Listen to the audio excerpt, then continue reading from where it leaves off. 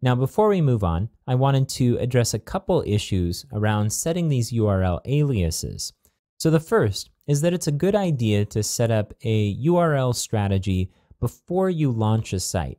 It's pretty easy to adjust the URLs of your pages midway through building it before you've launched it, but once it's launched, especially after it's been indexed by search engines, then by changing the URLs of your pages, you're going to get a bit of a hit in terms of search engine optimization.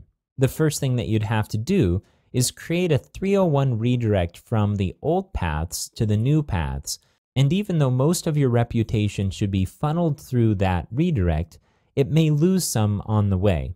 And it's because of that it's a good idea to go through the content of your site and change any place where you point to the original URL and change it to the new URL.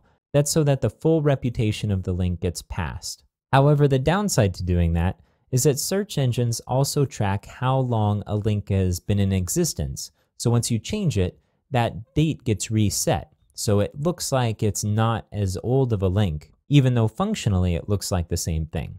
So the general idea here is that the earlier you can set your URL strategy, the better. If you can do it before you even begin site building, that's great, but definitely get it pinned down before you go live with the site.